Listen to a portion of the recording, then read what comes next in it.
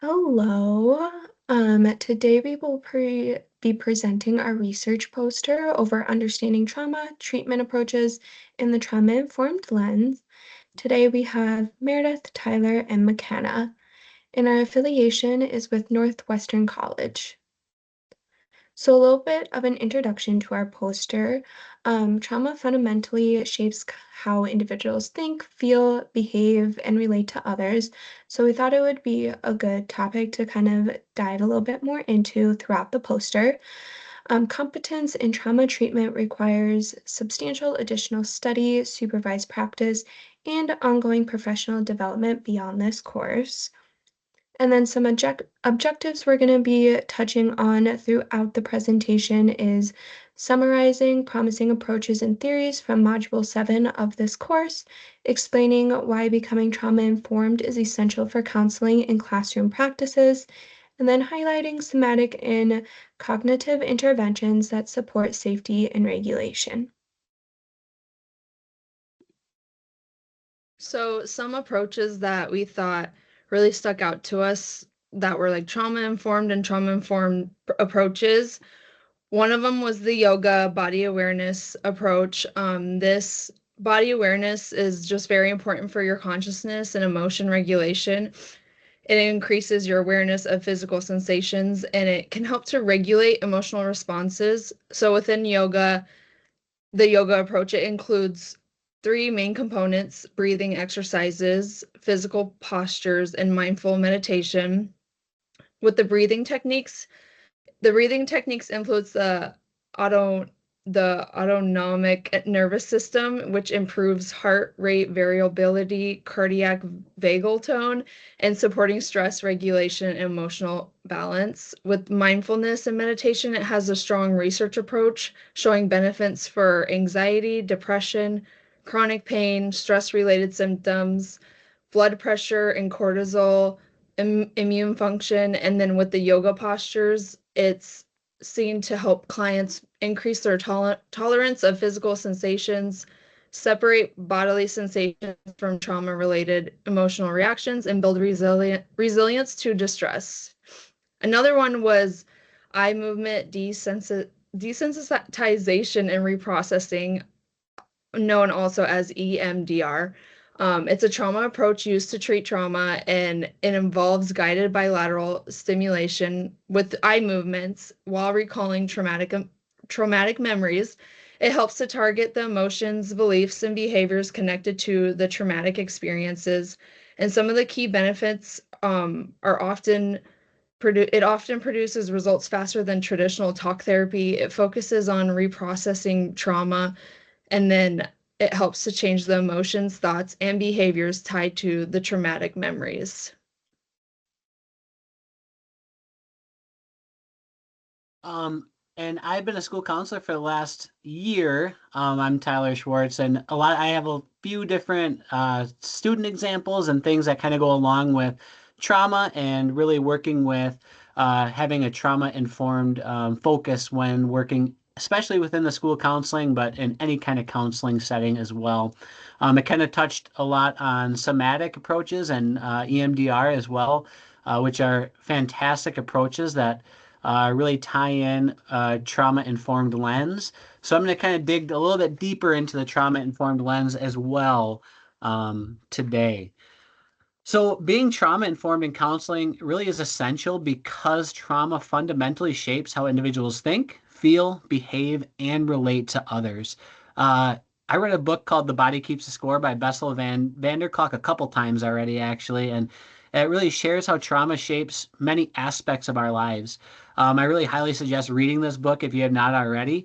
It really focuses on, rather than asking what's wrong with the student or client, which is the question many of us do ask, a trauma-informed lens shifts the question to what has this client experienced, which really as counselors is a necessity. This perspective promotes empathy, reduces judgment, and helps prevent mislabeling adaptive survival responses as pathology.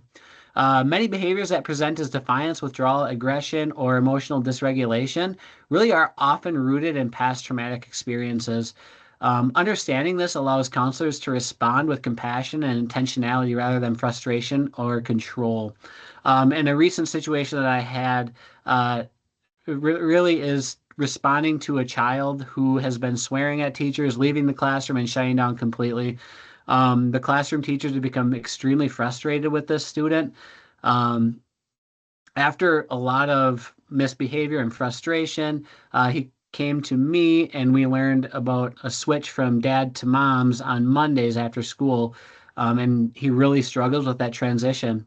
A lot of these big behaviors through data collection we found out were on Monday. So it really is an example of how asking what the student is experiencing instead of, hey, what's wrong with this student?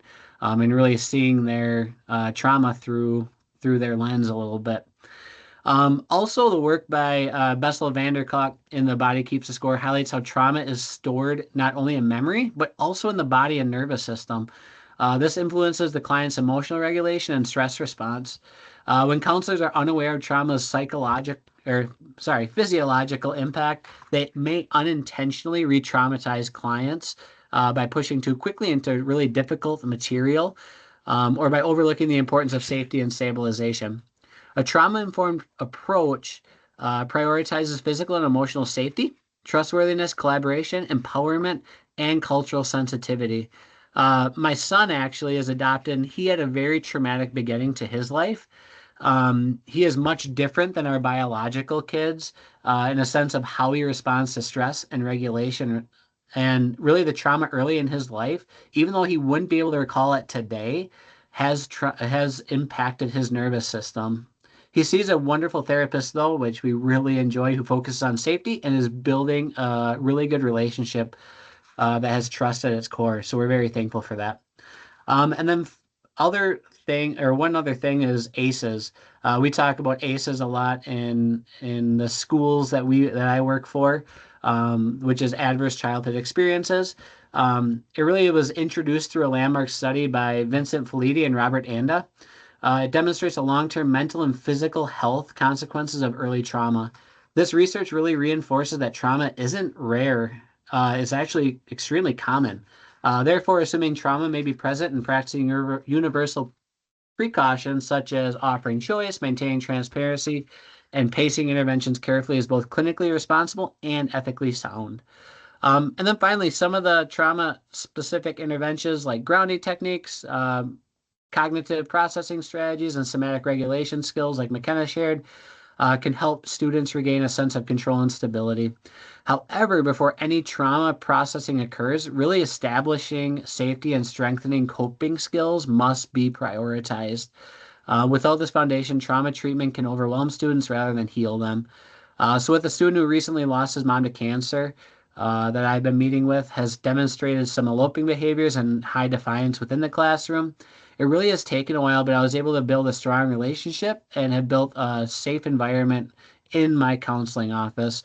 We have been able to work closely with a grief counselor as well and are working through his grief together in a healthy way through journaling at the moment. Working through trauma and giving him a safe space allowed him to change some of those outward behaviors recently, which has been a blessing.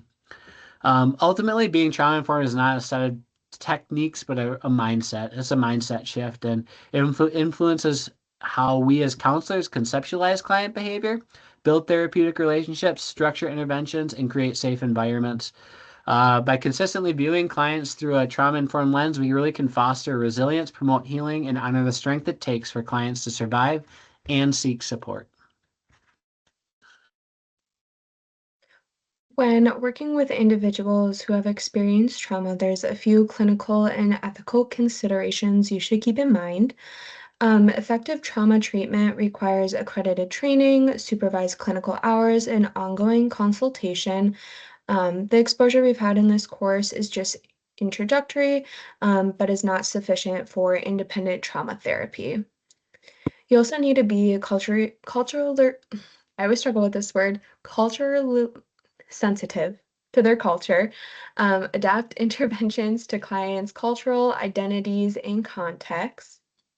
And then when you're kind of looking at multidisciplinary care, you're going to want to coordinate with medical, psychiatric, and educational and family systems when appropriate. And then some recommendations for next steps for learners or those interested in working with students who have experienced trauma would be pursuing accredited trainings in EMDR, some trauma-focused CBT, and somatic therapies, engage in supervised clinical practice and seek trauma-specific consultations, read foundational works, and then also practice trauma-informed approaches daily. So use universal precautions, emphasize safety, and prioritize asking what happened. In conclusion, trauma profoundly alters psychology, emotion, cognition, and relationships. Best practice combines a trauma-informed mindset with specialized trauma treatment competencies.